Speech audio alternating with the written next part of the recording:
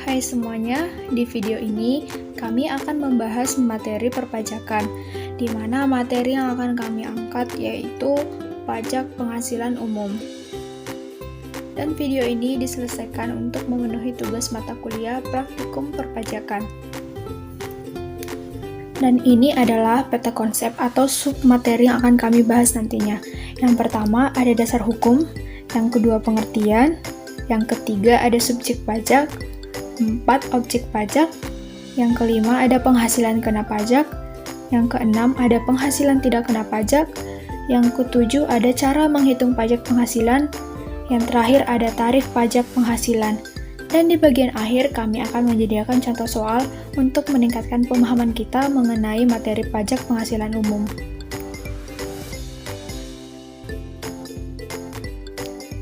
Submateri yang pertama yaitu dasar hukum. Peraturan perundang-undangan perpajakan yang mengatur tentang pajak penghasilan pertama kali berlaku pada tanggal 1 Januari 1984 dan undang-undang yang dipakai saat itu adalah Undang-Undang Nomor 7 Tahun 1983. Seiring berjalannya waktu, guna meningkatkan fungsinya dan peranannya dalam rangka mendukung kebijakan pembangunan nasional, undang-undang ini mengalami beberapa perubahan. Perubahan yang pertama yaitu Undang-Undang Nomor 10 Tahun 1994.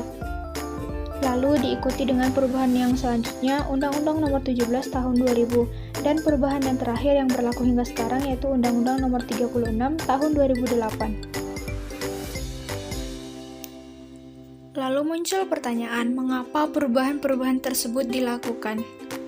Terdapat 3 tujuan dan arah penyempurnaan undang-undang tersebut. Yang pertama, untuk meningkatkan keadilan pengenaan pajak. Yang kedua, lebih memberikan kemudahan kepada wajib pajak. Dan yang ketiga, untuk menunjang kebijaksanaan pemerintah dalam rangka meningkatkan investasi langsung di Indonesia, baik penanaman modal asing maupun penanaman modal dalam negeri di bidang-bidang usaha tertentu dan daerah tertentu yang mendapat prioritas.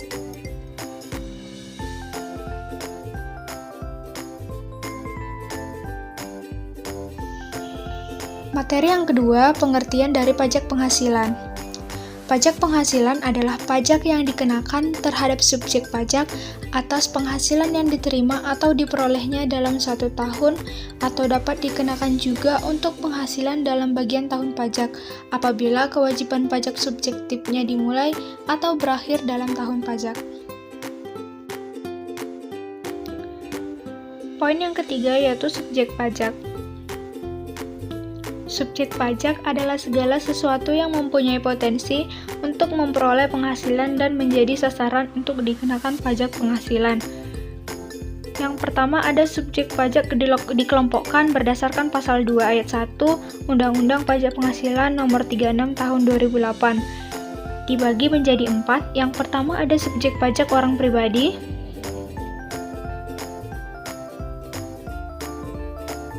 Yang kedua ada subjek warisan yang belum terbagi satu kesatuan. Yang ketiga ada subjek pajak badan. Dan yang terakhir adalah bentuk usaha tetap atau BUT. Yang kedua, menurut pasal 2 ayat 2 Undang-Undang Pajak Penghasilan Nomor 36 Tahun 2008, subjek pajak dibagi menjadi 2, subjek pajak dalam negeri dan subjek pajak luar negeri. Perbedaan subjek pajak dalam negeri dan subjek pajak luar negeri.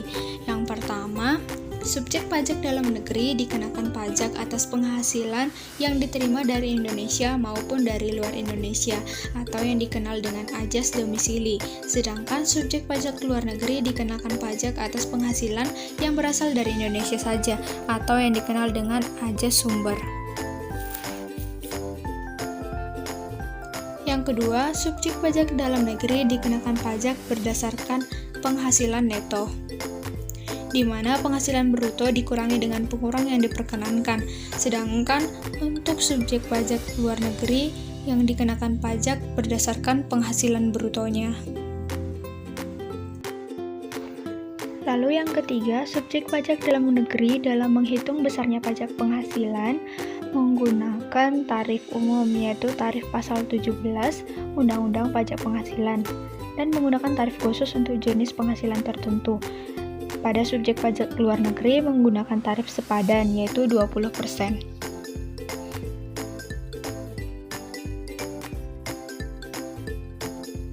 Yang tidak termasuk subjek pajak. Yang pertama ada Badan Perwakilan Negara Asing.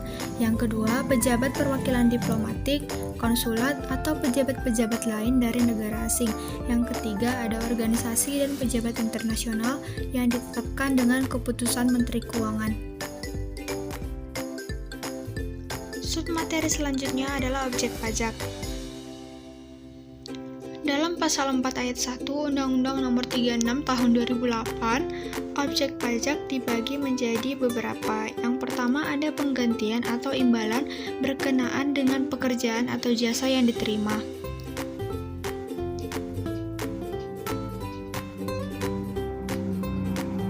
Yang kedua ada hadiah dari undian atau pekerjaan atau kegiatan dan penghargaan.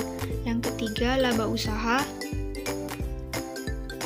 Yang keempat, ada keuntungan karena penjualan atau karena pengalihan harta. Yang kelima, ada penerimaan kembali pembayaran pajak yang telah dibebankan sebagai biaya. Yang keenam, ada bunga, termasuk premium, diskonto, dan imbalan karena jaminan pengembalian utang. Yang ketujuh, ada dividen dan royalti. Kedelapan, sewa dan penghasilan lain sehubungan dengan penggunaan harta. Ke-9 ada penerimaan atau perolehan pembayaran berkala. 10. Keuntungan karena pembebasan utang, kecuali sampai dengan jumlah tertentu yang ditetapkan dengan peraturan pemerintah.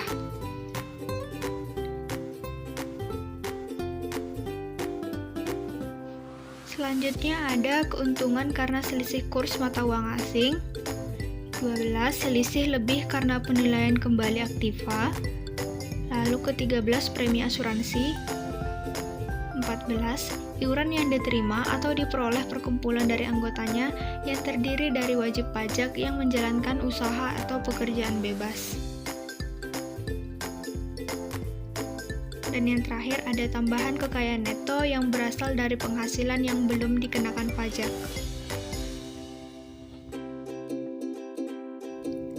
Yang tidak termasuk objek pajak. Yang pertama ada bantuan atau sumbangan termasuk zakat dan harta hibahan yang diterima keluarga saudara. Yang kedua ada warisan. Yang ketiga, harta termasuk setoran tunai yang diterima oleh badan sebagai pengganti saham atau penyertaan modal. Yang keempat ada penggantian atau imbalan sehubungan dengan pekerjaan atau jasa yang diterima dalam bentuk natura. Yang terakhir ada pembayaran dari perusahaan asuransi kepada orang pribadi sehubungan dengan asuransi kesehatan, asuransi kecelakaan, dan asuransi jiwa.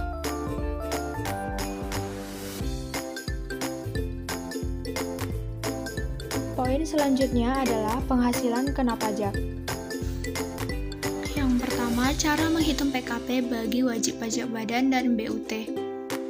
PKP sama dengan penghasilan neto, di mana penghasilan netonya jika dijabarkan adalah penghasilan bruto dikurang pengurang atau biaya yang diperkenankan sesuai Undang-Undang Pajak Penghasilan.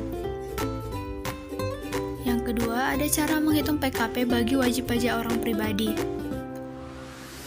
Cara mencarinya adalah PKP sama dengan penghasilan neto dikurang PTKP. Penghasilan neto sama dengan sebelumnya juga, dan PTKP akan dijelaskan pada materi selanjutnya.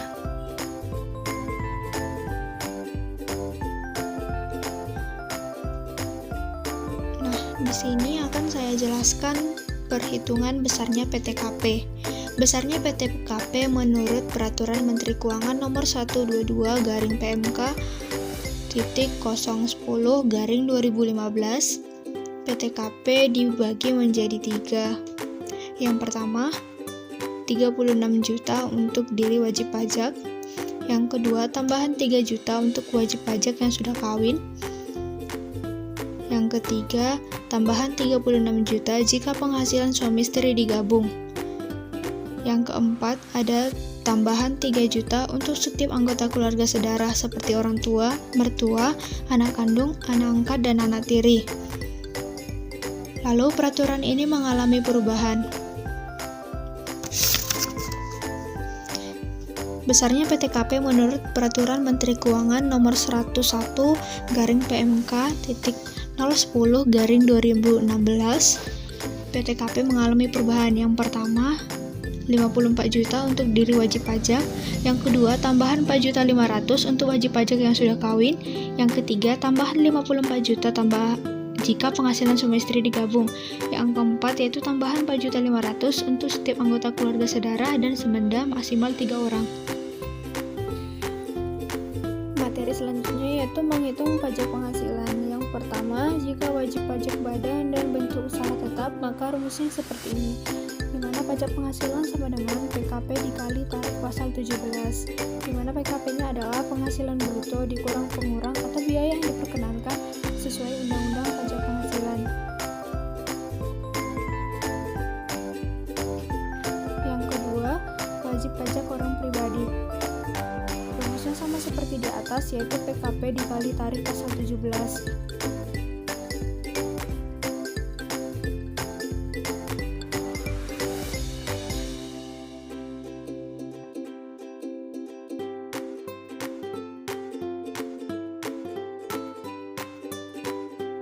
Materi terakhir adalah tarif pajak penghasilan. Yang pertama, tarif pajak penghasilan untuk wajib pribadi dalam negeri. Lapisan yang pertama yaitu 0 sampai dengan 50 juta, maka tarif yang digunakan adalah 5%.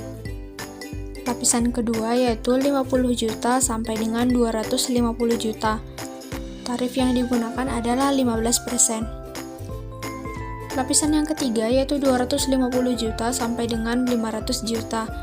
Tarif yang dikenakan adalah 25%. Lalu lapisan terakhir di atas 500 juta. Tarif yang digunakan adalah 30%. Hal ini berlaku jika wajib pajak memiliki NPWP. Lalu jika tidak memiliki NPWP, pada pasal 21, 20% lebih tinggi. Pasal 22 dan 23, 100% lebih tinggi. Yang kedua yaitu tarif wajib pajak badan dalam negeri dan bentuk usaha tetap. Menurut pasal 17 ayat 1 Undang-Undang Nomor 36 Tahun 2008, tarifnya dibedakan menjadi 3 atau dikelompokkan menjadi 3. Yang pertama, jika peredaran brutonya kurang dari 4,8 miliar, maka tarifnya 50% dikali 25% lalu dikalikan dengan PKP. Yang kedua, jika peredaran brutonya 4,8 miliar sampai dengan 50 miliar, maka tarifnya adalah 50% dikali 25% dikalikan PKP yang memperoleh fasilitas, lalu ditambah dengan 25% dikali PKP yang tidak memperoleh fasilitas. Lalu yang terakhir ada peredaran bruto. Jika lebih besar dari 50 miliar, maka tarifnya adalah 25%. Kita masuk kepada contoh, yaitu hitunglah pajak penghasilan terutang untuk orang pribadi jika PKP-nya 20 juta dan 70 juta. Yang pertama, jika PKP-nya 20 juta, maka rumusnya PKP dikali tarif pasal 17 sama dengan 20 juta dikali 5%. 5% didapat karena PKP-nya di bawah 50 juta, maka hasil akhirnya adalah 1 juta. Yang kedua, jika PKP-nya 70 juta, rumusnya sama seperti di atas, PKP dikali tarif pasal 17. Lalu yang pertama 50 juta dikalikan dengan 5%, lalu sisanya 20 juta dikalikan 15%. Setelah dapat hasil dari keduanya lalu dijumlahkan.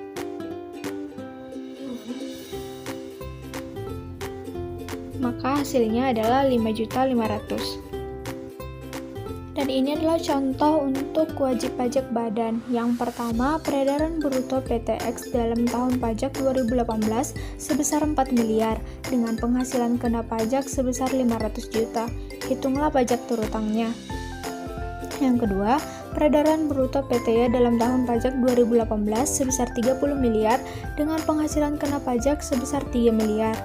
Lalu penyelesaiannya, Yang pertama yaitu PPh yang terutang sama dengan 50% dikali 25% dikali dengan 500 juta sama dengan 62,5 juta. Tarif yang digunakan adalah 50% dan 25% karena peredaran brutonya di bawah 4,8 miliar. Lalu penyelesaian yang kedua, langkah pertama, ditentukan terlebih dahulu jumlah penghasilan kena pajak dari bagian peredaran bruto yang memperoleh fasilitas sama dengan 4,8 miliar dibagi 30 miliar lalu dikalikan dengan 3 miliar sama dengan 480 juta. Langkah yang kedua, menghitung jumlah penghasilan kena pajak dari bagian peredaran bruto yang tidak memperoleh fasilitas, yaitu 3 miliar dikurang 480 juta sama dengan 2,52 miliar. Maka PPh terutang sama dengan 480 juta dikali 50% dikali 25%. Setelah itu ditambahkan dengan 25% dikali 2,52 miliar dan hasil akhirnya adalah 690 juta. Sekianlah pembahasan dari kelompok kami mengenai materi ini. Mudah-mudahan melalui video ini teman-teman sekalian dan kelompok kami juga lebih memahami mengenai pajak penghasilan umum.